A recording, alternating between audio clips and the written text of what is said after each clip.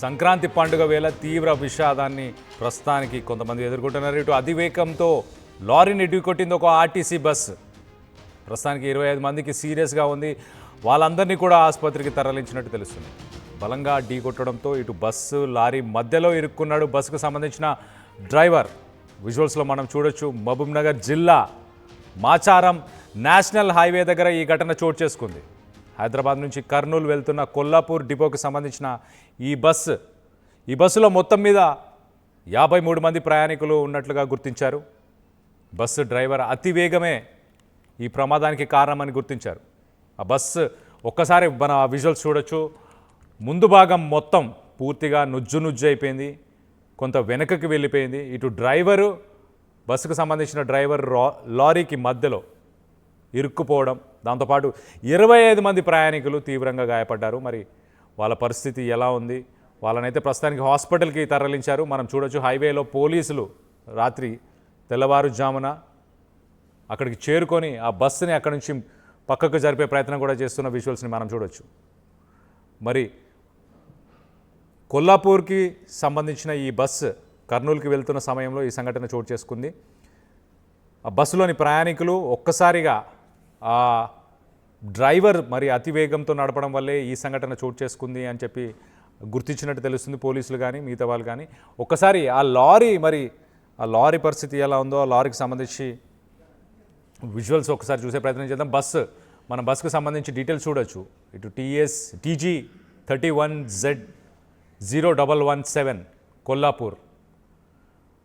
లారీని వెనక నుంచి గుద్దడం వల్ల ఈ ప్రమాదం చోటు చేసుకున్నట్టు తెలుస్తుంది. సో మొత్తానికైతే 25 మంది పరిస్థితి ఎలా ఉంది తెలుసుకునే ప్రయత్నం చేద్దాం. మా ప్రతినిధి శివాజీ ఉన్నారు మహబూబ్నగర్ నుంచి. శివాజీతో మాట్లాడి తెలుసుకునే ప్రయత్నం చేద్దాం. శివాజీ, చెప్పండి, ఇప్పుడు ఆ ప్రయాణికుల పరిస్థితి ఎలా ఉంది? ఆ బస్సు డ్రైవర్ పరిస్థితి ఎలా ఉంది?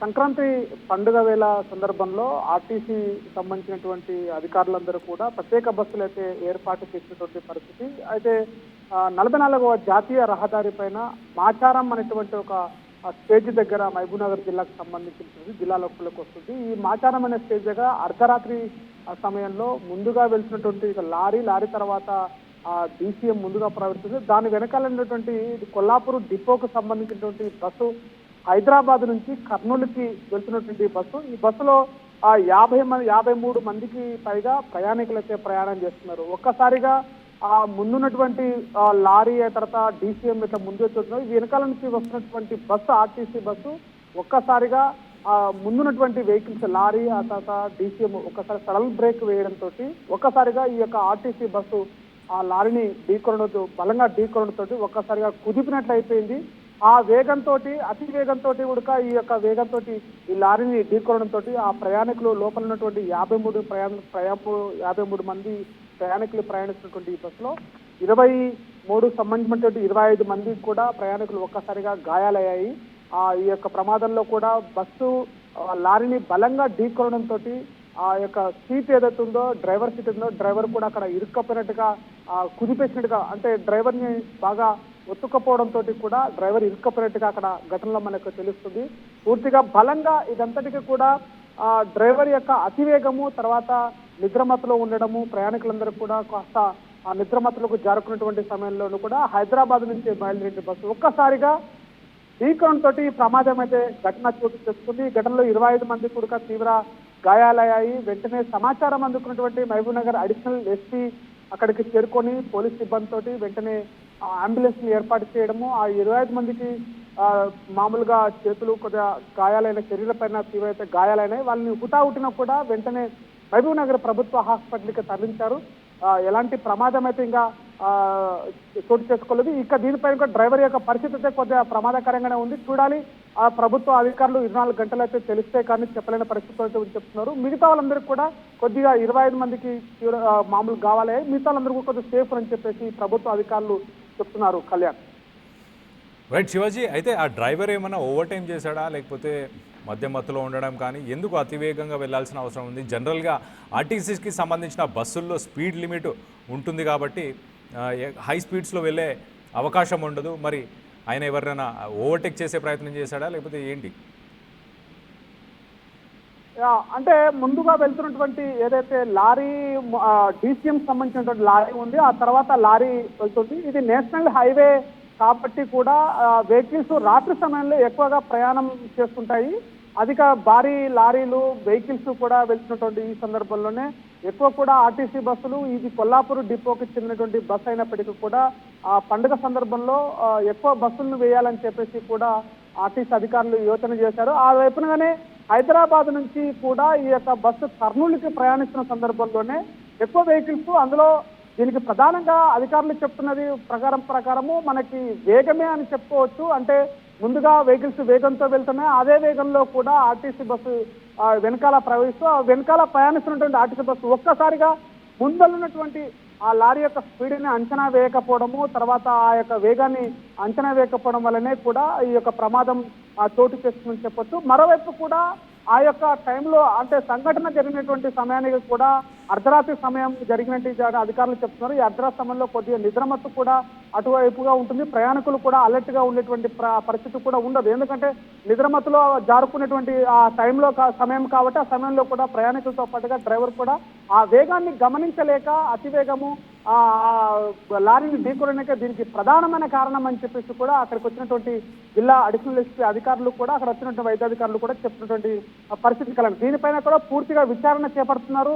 మీరన్నట్టుగా దానికి బస్సుకి ఓవర్ స్పీడ్ సంబంధించినటువంటి స్పీడ్ కంట్రోలింగ్ ఉన్నప్పటికీ కూడా ఆ వేగాన్ని ఎంత బలంగా కొట్టడంతో ఈ బస్సుకు సంబంధించినటువంటి డ్రైవర్ ఇరుక్కపోవడం ఈ ఘటన వేగమే అని కారణం అని చెప్పేసి కూడా అధికారులు చెప్తున్నటువంటి పరిస్థితి. ఓవర్టేక్ అయితే చేయలేదు, కానీ వెనకాల నుంచి ముందున్నటువంటి వెహికల్ ని వేగాన్ని గమనించలేక ఆ వేగానితోటే వెనకాల వస్తున్నటువంటి ఆర్టీసీ బస్సు కొట్టడమే దీనికి ప్రధాన కారణం అని చెప్పేసి చెప్తున్నారు కళ్యాణ అధికారులు. Right Shivaji, thanks for the latest update. మొత్తం మీద మనం విజువల్స్లో చూడొచ్చు, ఆ బస్సు నుజ్జు అయిపోయింది.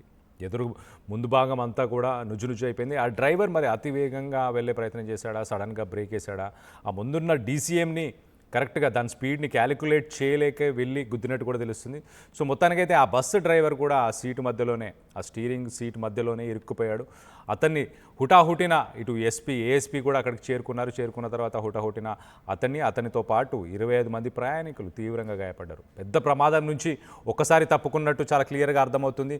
పెద్ద ప్రమాదం జరిగే అవకాశం ఉండే, ఆల్మోస్ట్ అది నేషనల్ హైవే, దానిపై ఎక్కువ వాహనాలు ప్రయాణిస్తూనే ఉంటాయి. ఇటు పండుగ వేళ కాబట్టి ఇటు బెంగళూరుకి, కర్నూలుకి, అనంతపూర్కి, అలాగే ఇటు హైదరాబాద్ నుంచి పరిసర ప్రాంతాలన్నిటికీ కూడా అదే హైవేని వాడుతుంటారు. అలాంటి హైవేలో, అంత రద్దీగా ఉన్న హైవేలో ఎలాంటి ప్రాణ నష్టం అయితే ప్రస్తుతానికి జరగలేదు. ఈ పండుగ వేళ ఆ 25 మందికి హుటాహుటిన వాళ్ళందరినీ కూడా సమీపంలో ఉన్న హాస్పిటల్కి తీసుకెళ్లారు పోలీసులు. మొత్తానికైతే మరి ఇంకా ఇన్వెస్టిగేట్ చేసి యాక్చువల్గా జరిగిన విషయం ఏంటి, ఎందుకు ఇలా ఆ బస్సుని ఢీకొట్టాల్సి వచ్చింది అన్న కారణాలు తెలుసుకునే ప్రయత్నాలు చేస్తున్నట్టు తెలుస్తుంది పోలీసులు అయితే. సో ఆ విజువల్స్లో మనం చూడొచ్చు, ఆ బస్సు రోడ్డు మీద ఉన్నప్పుడే మరి ముందుగా ఉన్న ఆ DCMని కూడా మనం చూసాము. ఆ DCMని కూడా అది ఒక్కసారిగా అతివేగంగా ఆ స్పీడ్తో పాటు వెళ్ళి ఒక్కసారిగా దాన్ని గుద్దడంతో ఈ ప్రమాదం చోటు చేసుకుంది. ఆ రైట్ సైడ్, ఆ డ్రైవర్ సైడ్ ఉన్న భాగం అంతా కూడా నుజ్జు అయిపోయింది. మనం విజువల్స్లో చూడొచ్చు. ప్రయాణికులు సీట్లలో కూర్చున్న వాళ్ళు ఎంతో కొంత సేఫ్గానే ఉండుంటారు, కానీ ఆ బస్సు మొత్తం మీద దాదాపు 53 మంది ప్రయాణికులు ఉన్నట్టు తెలుస్తుంది. కొంతమంది నిల్చొని ఉండే అవకాశం కూడా ఉంటుంది. ఆ స్పీడ్లో అంత వేగంగా వెళ్ళి ఒకవేళ ఆ DCMని ఢీ కొట్టినప్పుడు వాళ్ళందరూ కూడా కింద పడిపోయి ఉంటారు. పెద్దవాళ్ళు కానీ పిల్లలు కానీ ఎక్కువ గాయాలు పాలయ్యే అవకాశం ఉంది. సో మొత్తం మీద ఇలాంటి సంఘటనలు ఈ మధ్యకాలంలో మనం చాలా చూస్తున్నాం. ప్రైవేట్ బస్సుల్లో ఇలాంటి సంఘటనలు జరగడం చాలా చూసాం. కానీ ఇలా ఒక ఆర్టీసీకి సంబంధించిన బస్సే అతివేగంగా వెళ్ళి గుద్దడం అనేది ఆలోచించాల్సిన విషయం. మరి ఆ డ్రైవర్ పరిస్థితి ఎలా ఉంది, ఆ డ్రైవర్ ఏమైనా నిద్రమత్తులో చేసిన పరిస్థితి ఏంటి అన్న కోణంలో ప్రస్తుతానికైతే పోలీసులు ఇన్వెస్టిగేట్ చేస్తున్నారు. చూడండి, మనం అక్కడ పోలీసు సిబ్బంది అలాగే ఆర్టీసీకి సంబంధించిన సిబ్బంది దాన్ని పరిశీలించే ప్రయత్నం చేస్తున్నారు, ఎలా జరిగింది అని. ఈ పండుగ వేళ ఎక్కువ శాతం అతివేగంగా తొందరగా ఇంటికి చేరుకోవాలన్న ఉద్దేశంతో చాలామంది ప్రయాణిస్తుంటారు. కొంత ఆ స్పీడ్స్ని కంట్రోల్ చేసుకొని సేఫ్గా మీ డెస్టినేషన్స్ని రీచ్ అయ్యే ప్రయత్నం చేస్తే బాగుంటుంది. దీనికి సంబంధించి మీరేమనుకుంటున్నారు, మీ అభిప్రాయాలను కింద కామెంట్ రూపంలో తెలియపరచండి. అసలైన తొలి వెలుగు. ఫాలో వాట్సాప్ @తొలి వెలుగు official.